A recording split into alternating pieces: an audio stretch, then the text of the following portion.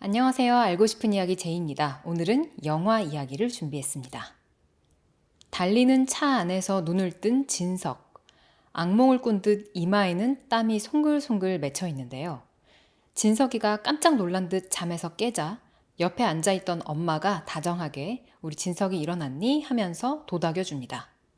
차 뒷좌석에는 진석이와 엄마가 타고 있었고 운전석에는 아빠가 그리고 조수석에는 형이 타고 있었습니다. 오늘은 온 가족이 이사를 가는 날이었어요. 짐은 이삿짐 센터에서 옮겨주고 가족들은 아빠 차를 타고 새로운 집으로 가는 길입니다. 드디어 새로 이사 올 집 앞에 도착한 가족들. 진석이는 차에서 내려서 크고 멋진 2층 집을 바라보는데 오늘 처음 이사 들어갈 집인데 왠지 좀 낯이 있고 어디서 본 것 같은 그런 느낌이 들어요. 내가 이 집을 어디서 봤더라.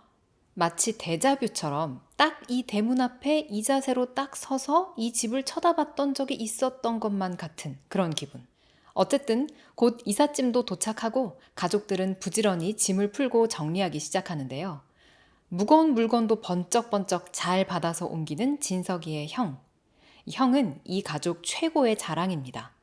명문대를 나온 진석이의 형은 어릴 때부터 공부면 공부, 운동이면 운동, 거기에 음악도 잘하고 손재주까지 있는 완전 엄친아였습니다. 진석은 이런 형을 진심으로 존경하고 자랑스러워해요. 형은 1년 전 교통사고로 왼쪽 다리에 장애를 입어서 다리를 살짝 좀 절게 되었지만 그래도 여전히 똑똑하고 씩씩했어요. 그에 반해 진석이는 삼수생인데다 신경쇠약까지 있어서 꼬박꼬박 약을 챙겨 먹어야 하는 처지였어요. 그런 진석이를 형은 참 살뜰하게 챙겨줍니다. 부지런히 집안 정리하면서 형은 벽에다가 달력도 걸어요. 달력을 보니까 지금은 1997년 5월입니다. 자기 방에서 짐을 풀고 있는 진석이 옆에서 형도 같이 짐을 풀기 시작합니다. 뭐야? 우리 이 방 같이 써? 진석이가 묻자 형이 말해줘요. 아, 여기 2층 작은 방은 이전 집주인이 짐이 있어갖고 한 달 정도 못 들어간대. 그 사람이 아빠한테 막 사정사정을 하더래. 그 방은 그냥 당분간만 들어가지 말고 그대로 둬달라고. 그래서 그동안만 우리 방 같이 써야 돼. 그때 부엌에서 엄마가 형을 부릅니다. 형이 잠시 1층 부엌으로 내려간 사이 이삿짐 센터 아저씨가 진석이한테 물어요. 저기 근데 방금 나가신 분이 형? 진석인 대답합니다. 예, 많이 안 닮았죠? 아저씨는 뭔가 굉장히 이상하다는 듯 오잉? 갸우뚱갸우뚱 하면서 아니 그러면은 형 되시는 분이 나이가? 하고 연이어 묻습니다. 진석이가 대답하려고 하는데 형이 얼른 나타나서 아저씨 저희 엄마가 찾으세요. 좀 도와주시겠어요? 하면서 아저씨를 부엌으로 보냅니다. 그날 저녁 이삿짐 정리를 마치고 가족끼리 식탁에 둘러앉아서 이 집에서의 첫 식사를 합니다. 둘이서 방 같이 쓰는 건 괜찮은지, 진석이는 신경과 약 잘 챙겨 먹는지 아빠는 물으시면서 2층 작은 방에는 절대 들어가지 말라고 신신당부를 하십니다. 그때 갑자기 위에서 쿵 하는 소리가 들려요. 밥을 먹던 진석이는 에? 이게 무슨 소리야? 하면서 천장 위를 쳐다봅니다. 엄마는 아유 천둥 소리 아니야? 하면서 별일 아니라는 듯 계속 식사를 합니다.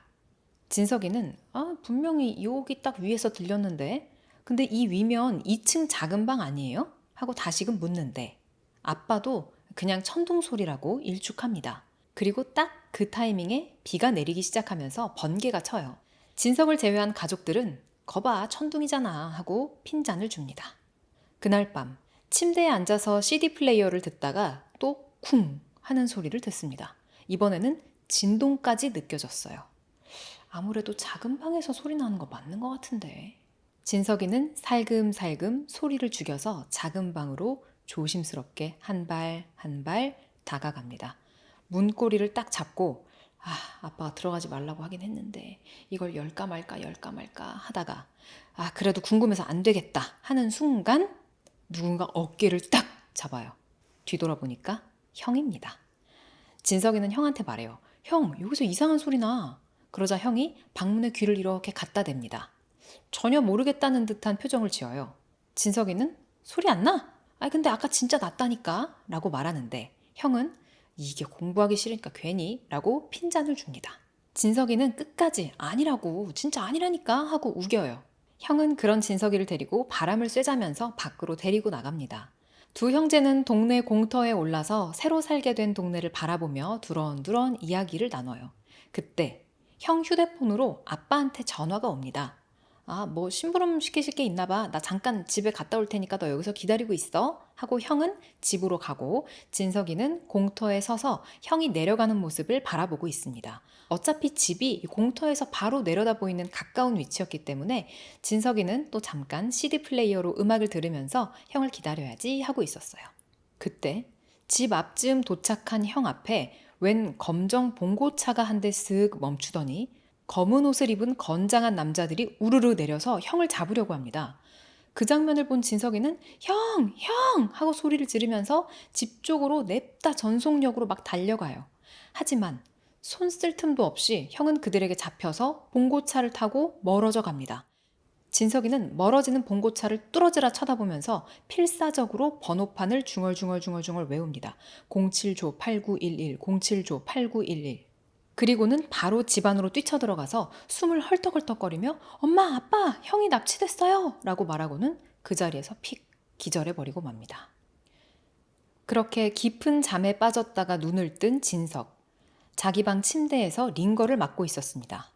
눈을 뜨자마자 진석이는 형 왔어요? 라고 엄마 아빠한테 묻습니다. 아직 형은 집에 들어오지 않았다고 해요. 가족들은 경찰에 신고를 합니다. 형사가 진석이한테 물어요. 이 차 번호 확실해요? 진석이는 쓰러지기 직전까지 집중해서 외웠던 그 번호를 다시 한번 또박또박 이야기합니다. 네, 확실해요. 07조 8911 검은색 봉고차. 하지만 형사들은 조회를 해봐도 그런 번호는 없다고 말합니다. 그러면서 슬쩍 저기 평소에 신경과 약 드시고 계시다면서요? 하고 묻는데 진석이는 화를 내면서 아니요, 근데 어쨌든 확실하다고요. 07조 8911 검은색 봉고차. 자, 그렇게 열흘, 보름이 지나도록 형은 감감무소식입니다. 형사들은 매일같이 집에 와서 대기하고 조사도 해보지만 어떻게 된 일인지 알 수가 없었어요. 그리고 진석이는 매일 간절히 형이 돌아오길 기도하면서 기다리고 있습니다. 그동안에도 작은 방에서 뭔가 계속 쿵쿵쿵쿵 소리가 나는 것 같은 그런 느낌은 계속돼요. 형이 납치된 지 19일째 되던 날, 형이 아무렇지 않게 돌아옵니다. 진석이는 달려가서 형을 꼭 껴안아요. 형, 어디 갔었어? 무슨 일이 있었어? 괜찮아? 하지만 형은 지난 19일 동안 무슨 일이 있었는지 전혀 기억하지 못했습니다. 의사는 해리성 기억 상실인 것 같다고, 이 기억을 되살리는 방법은 그냥 기다리는 것뿐이라고 진단을 내렸습니다. 어쨌든 어디 몸 상한 곳 없이 무사히 잘 돌아왔으니까 다행입니다. 그날 밤, 같은 방에서 나란히 각자의 침대에 앉아있는 두 사람. 서로에게 잘 자라고 인사를 하고 진석은 눈을 감습니다. 그런데 형이 슥 일어나서 어딘가 나가요. 대문을 삐걱 열고 나간 후에 문이 쿵 닫히는 소리까지 들었을 때 진석은 잠에 빠져듭니다. 다음날 아침, 진석이는 눈을 뜨자마자 부엌으로 갔어요. 일어나자마자 먹는 신경과 약이 있는데 그걸 먹으려고 하다가 그만 툭 떨어뜨려서 그 알약이 부엌 싱크대장 밑으로 도로르르 굴러서 들어가 버립니다. 손을 넣어서 이렇게 약을 꺼내보려고 낑낑낑 하는데 틈이 너무 좁습니다. 그렇게 진석이가 애를 쓰고 있을 때 형이 일어나서 나와요. 진석아 뭐해? 아니야? 진석이는 옷을 툴툴 털고 일어나서 형이랑 짜장면을 시켜 먹습니다. 엄마가 분명히 냉장고에 포스트잇에다 김치찌개 끓여놨으니까 형이랑 먹어. 또 짜장면 시켜 먹지 말고 라고 메모를 해둔 걸 보고도 이 두 형제는 짜장면이 먹고 싶어서 시켜 먹고 있었습니다. 식사를 하면서 진석이가 물어요. 형, 근데 어젯밤에 어디 갔다 왔어? 그런데 형은 내가? 나갔다고? 나 안 나갔는데? 그러자 진석이가 아니야, 내가 대문 소리까지 들었는데? 형은 진석이를 가만히 바라보다가 꿈 꿨네, 꿈 꿨어. 절레절레 하고는 야, 나 빨리 나가봐야 돼. 이거 짜장면 그릇 좀 치워줘. 하고 휙 일어나서 나가는데 진석이는 형의 뒷모습을 바라보다가 갸우뚱합니다. 형, 다리 왜 그래? 왜 오른쪽 다리를 절어? 형은 분명 왼쪽 다리에 장애를 입었는데 방금 분명히 오른쪽 다리를 절었단 말이죠. 형은 휙 뒤돌아보면서 저기요, 저 지금 빨리 가봐야 되거든요. 장난치지 마셔잉. 하고는 다시 왼발을 절면서 나갑니다. 이사를 온 이후로 이게 뭔가 대놓고 이상한 건 아니지만 이 진석이한테 아주 조금씩 이런 갸우뚱할 만한 일들이 자꾸만 생깁니다. 하지만 그리 대단한 일은 아니었기 때문에 진석이는 대수롭지 않게 넘기고 있었어요. 그날 밤, 진석이는 책상에 스탠드를 켜놓고 공부를 하고 형은 그 옆에 있는 자기 침대에서 자려고 누워 있습니다. 공부를 하다가 진석이는 자기 책상에서 엎드린 채 잠이 들었어요. 잠시 뒤, 잠들어 있는 진석이 뒤로 형이 우뚝 서 있는데 표정이 조금 이상합니다. 평소에 다정하고 친절했던 형의 모습이 아니라 진석이를 막 죽일 듯이 노려보고 있어요. 진석이가 손에서 놓았던 샤프를 집어들고 진석이의 눈을 향해서 샤프심을 이렇게 마구 눌러서 길게 뽑아내기 시작합니다. 아시죠? 그 샤프 뒤에 꽁무니 누르면 샤프심이 딸깍딸깍딸깍 하면서 조금씩 나오잖아요. 그걸 막 미친 듯이 파바바바바바바 이렇게 누르다가 결국 샤프심이 툭 떨어져요. 부들부들 진석이를 노려보던 형은 샤프를 다시 제자리에 내려놓고 밖으로 나갑니다. 형이 나가자마자 몇 초 뒤에 진석이가 숨을 턱 내뱉으며 눈을 뜹니다. 사실 진석이는 안 자고 있었던 거예요. 잠이 들었었는데 자기 눈앞에서 바로 샤프심이 딸깍딸깍딸깍 하는 소리가 드니까 잠이 깬 거였어요. 형이 왜 저러지? 뭔가 섬뜩한 마음이 든 진석이 귀에 형이 또다시 대문을 열고 나가는 소리가 들립니다. 이상한 마음이 든 진석이는 얼른 형을 따라서 몰래 자기도 대문 밖으로 나갑니다. 형이 절뚝절뚝 다리를 절면서 열심히 골목을 빠져나가고 있어요. 그러다 갑자기 뒤를 휙 돌아보는데 진석이는 얼른 대문 옆으로 확 숨습니다. 아무도 없다는 걸 확인한 형은 다시 뒤돌아서 걸어가는데 이번에는 두 다리로 바바바바박 빠르게 걷기 시작해요. 다리를 절지 않는 겁니다. 진석이는 충격을 받았어요. 형이 택시를 잡아타자 진석이도 얼른 다른 택시를 잡아타고 뒤따라갑니다. 아저씨, 저기 앞에 택시, 저기 따라가 주세요. 형은 택시에서 쓰고 있던 안경을 쓱 벗어 던집니다. 마치 다른 사람처럼 보여요. 잠시 후 한 어두운 골목에 내린 형은 담배를 피워 물고 골목으로 성큼성큼 들어갑니다. 이상하다. 우리 형은 담배 안 피우는데. 이상하게 생각하면서 진석이는 형을 뒤쫓아가기 시작해요. 좁은 시장 골목 또 더 작은 골목을 지나서 형은 어떤 허름한 건물로 들어갑니다. 건물 앞에 서 있던 남자들이 형님 오셨습니까? 하고 형한테 인사를 해요. 형은 그들을 바라보면서 야, 이 새끼들아 일 처리 똑바로 안 할 거야? 하고 욕을 퍼부어요. 평소에 욕을 입에 담지 않는 형이었기 때문에 지금 진석은 거의 기절할 것 같은 상태입니다. 그런데 형한테 욕을 먹고 있는 저 사람들 어디서 많이 본 사람들이에요. 형이 납치됐을 때 형사라면서 집에 계속 들락거렸던 그 사람들입니다. 뭐야? 그럼 저 사람들도 형사가 아니었던 거잖아. 진석이는 건물 안으로 들어가는 형과 그 부하들을 따라서 들어갑니다. 몰래 뒤쫓다가 형의 부하들한테 들키고 말아요. 진석은 미친 듯이 달려서 도망치기 시작합니다. 좁은 골목이라서 어디가 어딘지 모른 채로 이리 뛰고 저리 뛰면서 잡힐 듯 안 잡힐 듯 추격전이 계속됩니다. 그러다가 겨우 어느 외진 구석으로 숨어서 그들을 따돌리는데 아휴, 살았다. 한숨 돌리면서 숨을 가다듬는 순간 뒤에서 형이 나타나 진석이의 입과 코에 손수건을 갖다 대고 진석은 그대로 기절하고 맙니다. 눈을 뜬 진석. 아침이 됐고 어제랑 똑같은 자세로 책상에서 잠들어 있었어요. 꿈을 꾼 걸까요? 하지만 꿈이라기엔 너무 생생했습니다. 옆에 있는 침대에서 형이 부스스 일어나요. 진석아, 일어났어? 형 목소리를 듣자마자 진석이는 깜짝 놀라서 책상에서 튕겨져 나가듯 일어납니다. 형이 말해요. 뭐야? 왜 이렇게 놀라? 진석이는 아무것도 아니야.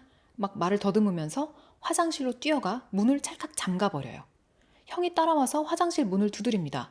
진석아, 문 좀 열어봐. 뭐야? 갑자기 왜 이래? 진석이는 화장실 문 밖을 향해 꺼져! 어젯밤에 내가 다 봤어! 라고 막 소리쳐요. 그 남자들 누구야? 형사 아니지?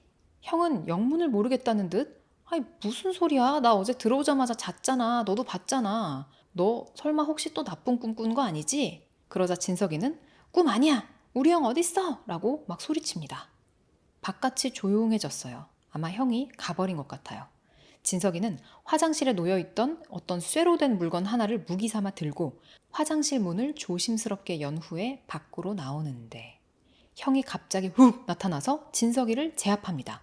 진석이를 꼭 껴안고 바닥에 눕힌 후에 꽉 눌러서 진정을 시켜요. 진석아, 네가 탔던 택시, 널 뒤쫓던 그 남자들, 그거 실제로 있었던 일이 아니야. 그러면서 너 약 먹었어? 아차, 생각해보니까 어제 부엌 찬장 밑에 떨어뜨려서 안 먹었잖아요. 형은 너 약 안 먹었구나. 얼른 먹어. 라고 말합니다. 진석이는 신경과 약을 안 먹어서 헛것을 보고 악몽을 진짜라고 믿어버린 걸까요? 결국 진석이는 약을 먹고 진정한 후에 형한테 미안하다고 사과를 합니다. 형은 사람 좋게 웃으면서 괜찮아, 조금 있으면 엄마 오실 거야, 쉬고 있어 하고 나갑니다. 창밖으로 형이 시야에서 사라질 때까지 지켜보는데 늘 그랬던 것처럼 왼발을 절면서 형이 멀어져 갑니다. 아, 내가 약을 안 먹어서 그랬구나. 진석이는 아니었나 보다 라고 생각하면서 책상에 앉았는데 샤프심이 빠져있는 채로 책상에 놓여 있었어요. 그리고 갑자기 아까 형이 진석이를 제압할 때 했던 말이 떠오릅니다. 네가 탔던 택시, 널 뒤쫓던 남자들 실제로 있었던 일이 아니라고. 근데 다시 생각해보니까 나 택시 탔다는 말 안 했는데. 진석이는 어젯밤 일이 꿈이 아니었다고 이제 확신합니다. 그때 마침 엄마가 집에 돌아와요. 진석이는 엄마한테 형에 대해서 다 이야기합니다. 엄마도 깜짝 놀라서 충격을 받은 것 같았어요. 네 형이 진짜 그랬단 말이지? 엄마 진짜라니까?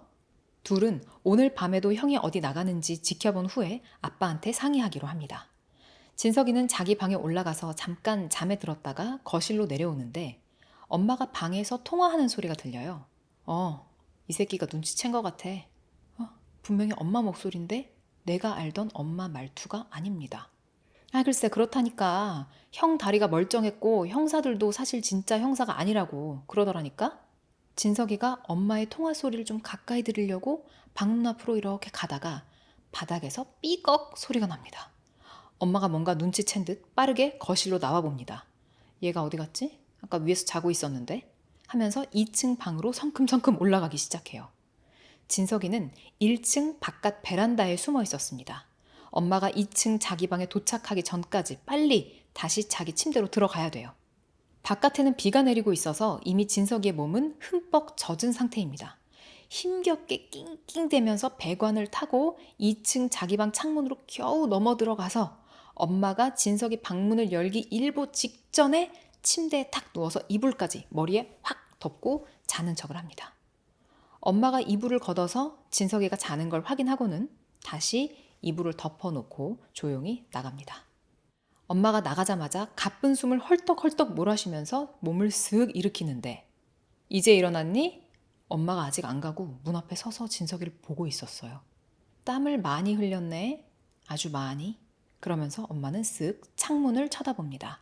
이 비가 오는데 창문은 활짝 열려 있고 커튼이 펄럭거리고 있었어요. 뭔지는 모르지만 엄마는 아휴 다 들켰네 싶은 표정으로 썩소를 짓고 방을 나가버립니다. 이제 다 끝났다 싶은지 그냥 대놓고 담배를 뻑뻑 피우면서 어딘가로 전화를 걸어요. 빨리 좀 와줘야겠어. 다 뽀록났네. 라고 말합니다. 대체 어떤 게 다 들켜버렸단 얘기일까요? 진석이는 이대로는 안 되겠다 싶어서 자기 방 창문에서 1층으로 뛰어내려서 대문 밖으로 뛰쳐나갑니다. 발에서는 이미 피가 나고 막 엉망이에요. 대문을 딱 열고 도망을 가려고 하는데 그 앞에 아빠 차가 떡하니 서 있습니다. 차에서 내린 아빠가 물어요. 진석아 어디 가니? 그러면서 발을 쓱 내려다보는데 맨발에 피투성이. 누가 봐도 이상하죠? 진석이는 덜덜덜 떨면서 너 친구 만나러요 라고 말해요. 진석이를 따라 나온 엄마가 뒤에서 묻습니다. 친구 누구?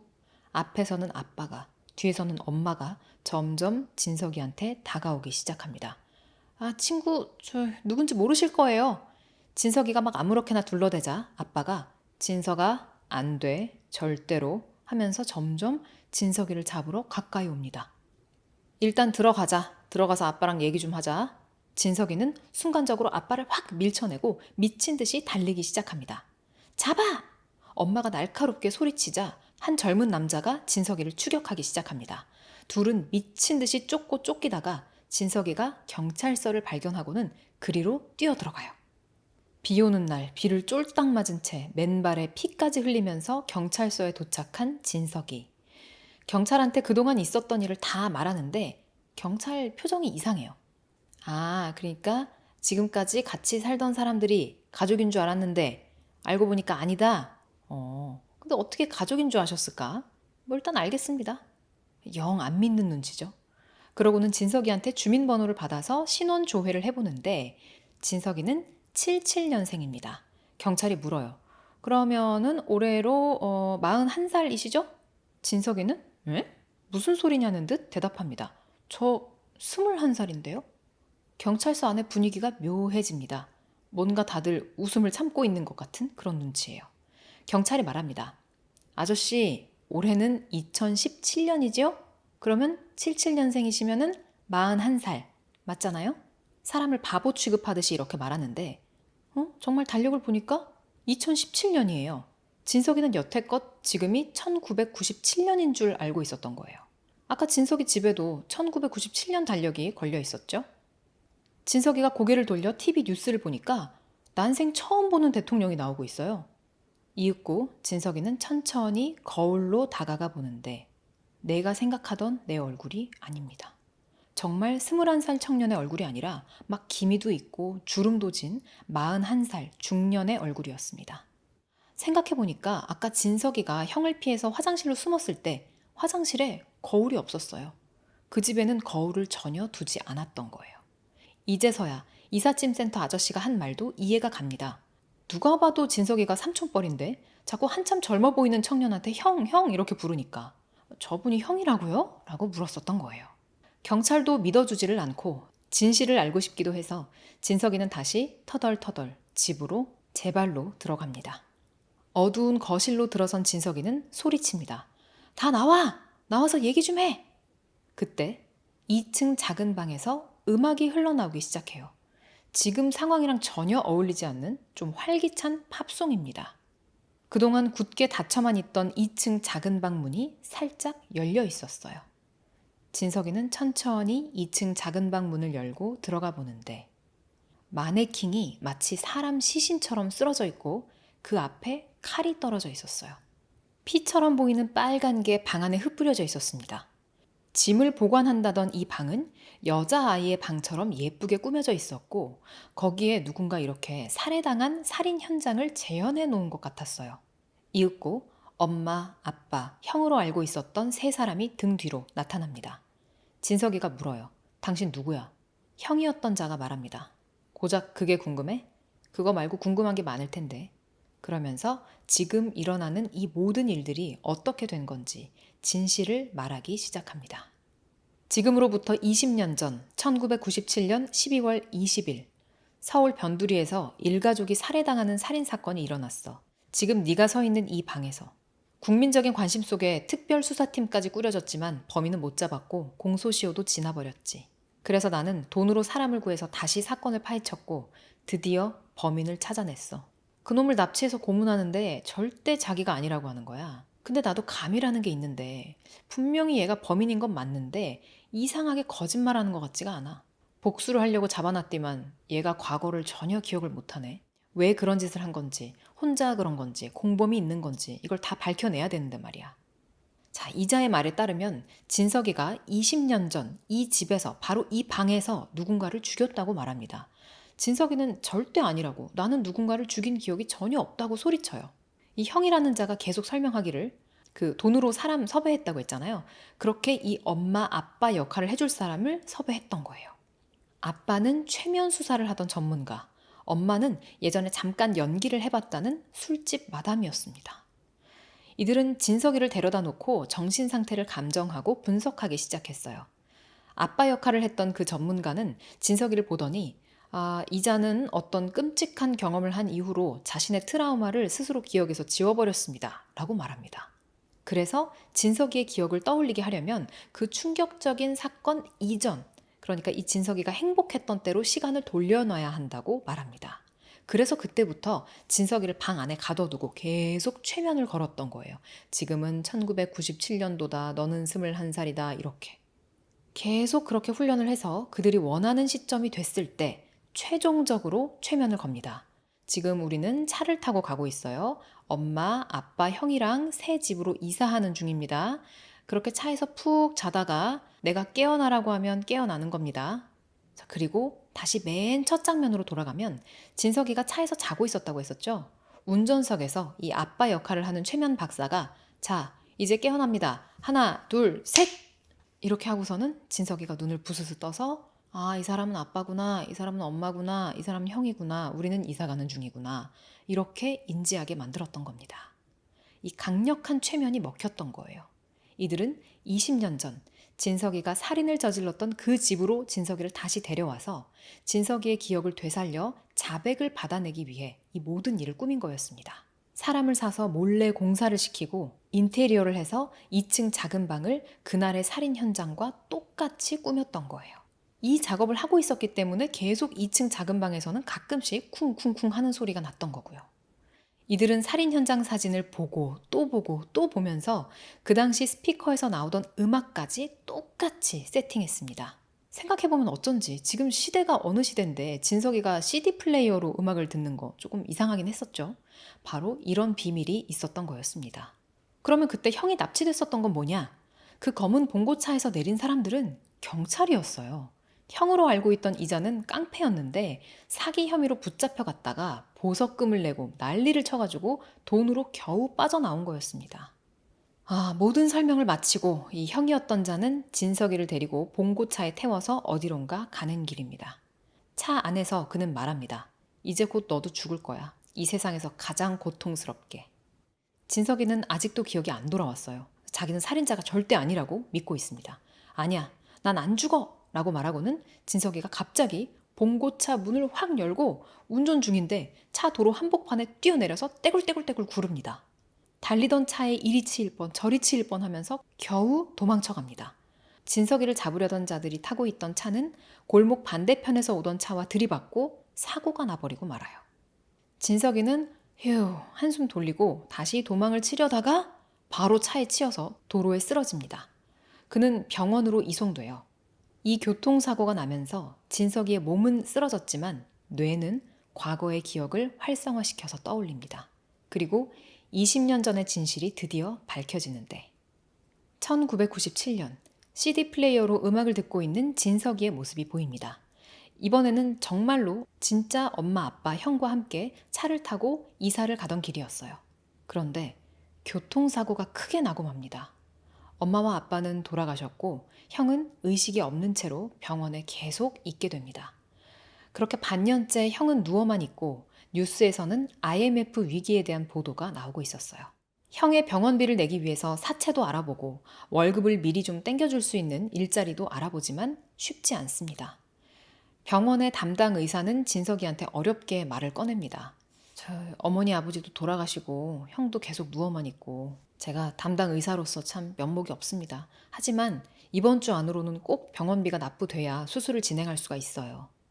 결국 진석이는 절박한 마음에 인터넷에 글을 올립니다. 사랑하는 형이 많이 아픕니다. 몇 달치 돈을 선불해 주시면 평생 은인으로 생각하겠습니다. 제 영혼을 걸고 꼭 갚겠습니다. 그러자 며칠 후 누군가 채팅으로 말을 걸어옵니다. 구직방에 남긴 말 진심입니까? 진석이는 그렇다라고 대답하는데 상대는 돈을 줄 테니까 살인을 해달라고 말합니다. 진석이는 깊은 고민에 빠지는데 상황이 다급해서 결국 그 일을 하기로 합니다. 채팅을 하던 상대방이 전화로 살인을 지시합니다. 주소는 서울시 성서구 성신동 425-23번지. 집안에 있는 사람은 3명, 여자하고 아이 2이 있을 겁니다. 애들은 절대로 건드리지 말고 여자만 처리해 주세요. 절대로 아이들은 건드리지 말라고 신신당부를 하는데요. 그날 밤 진석이는 조심스럽게 그 채팅 상대가 말한 집 안으로 몰래 침입해 들어갑니다. 안방 문을 열자 여자와 아이가 같이 자고 있었어요. 아이는 아이 방에 있을 줄 알았는데 엄마랑 있었던 거예요. 그 모습을 본 진석은 주저주저 하다가 도저히 못하겠어서 그냥 뒤돌아 나옵니다. 그때 당신 왔어요? 부스스 눈을 뜬 여자가 남편이 온 줄 알고 진석이를 따라 거실로 나옵니다. 여자는 곧 이 남자가 남편이 아니라는 걸 알고는 소리를 지르려고 하는데 진석이가 소리 지르지 마세요. 저 나갈게요. 죄송해요. 제가 잠깐 미쳤었나 봐요. 그러고는 뒤돌아서 나가려고 합니다. 그때 소리를 듣고 깬 딸아이가 2층 방에서부터 계단으로 나와서 칼을 든 진석을 보더니 엄청나게 크게 깍 하고 소리를 지르기 시작합니다. 놀란 진석이는 소리 지르지 마세요, 소리 지르지 마세요 하면서 여자아이의 입을 막으려고 막 쫓아가요. 이 와중에도 근데 진석이는 계속 존댓말로 공손하게 제가 나갈 테니까 제발 소리 지르지 말아주세요, 제발요 이렇게 소리칩니다. 하지만 딸아이를 쫓아가다가 같이 넘어지면서 아이의 배에 진석이가 들고 있던 흉기가 꽂히고 말아요. 딸아이 방으로 뒤따라 올라온 여자가 피를 흘리는 자기 딸을 보고 또 소리를 지르고 진석은 이번에도 우발적으로 소리 지르지 말라니까요 하면서 그 엄마까지 찔러버립니다. 그때 이 사건이 일어났던 방이 바로 아까 그 세 사람이 꾸며놓은 그 방이었던 겁니다. 졸지에 두 사람이나 해친 진석은 부들부들 떨면서 집을 나가려고 하는데 등 뒤에서 앳된 목소리가 들려옵니다. 아저씨 누구세요? 우리 엄마 어디 갔어요? 엄마가 껴안고 자던 그 남자아이가 잠에서 깼던 겁니다. 진석이는 난감해하면서 아이의 어깨를 잡고 말해요. 지금부터 아저씨가 시키는 대로 하면 엄마랑 누나 데려올 거야. 방에 들어가서 이불 뒤집어 쓰고 1부터 100까지 10번 세는 거야. 10번. 알겠지? 아이는 고개를 끄덕이고 이불로 들어가서 하나, 둘, 셋, 넷 숫자를 세기 시작하고 진석이는 서둘러 집을 나가려고 합니다. 그러다가 벽에 걸린 가족 사진을 보는데 아까 만났던 형이 있는 병원의 담당 의사 가족이었어요. 진석이는 눈물을 흘리면서 그 담당 의사를 찾아갑니다. 왜 그러셨어요? 가족이잖아요. 라고 울부짖자 의사가 말합니다. 애들 엄마만 희생하면 길거리에 나앉는 걸 막을 수 있었어. 그 보험비만 타면. 그렇습니다. IMF 때문에 의사도 먹고 사는 게 어려워졌어요. 형의 병원비가 절실한 진석이의 사정을 알고 있었기 때문에 진석이를 이용해서 아내를 죽이고 그 보험비로 아이들이라도 잘 키우려는 끔찍한 생각을 했던 거였습니다. 근데 진석이가 실수로 딸까지 죽여버렸죠. 의사는 내 딸이 죽었으니까 이제 네 형도 죽을 거야. 그러니까 너도 죽어! 하면서 옥상에서 진석이를 막 떨어뜨리려고 합니다. 격렬한 몸싸움을 하다가 결국에는 의사가 떨어져서 죽어버리고 말아요. 이 사건 이후로 진석이는 정신이 이상해져서 폐인 생활을 하기 시작했습니다. 아까 그 아빠 역할을 했던 최면사가 분석했던 대로 진석이한테 충격적인 사건이 일어난 후에 그 기억을 지워버렸다고 했는데 그게 바로 이 3명의 사람이나 죽이게 된 이 일이었어요.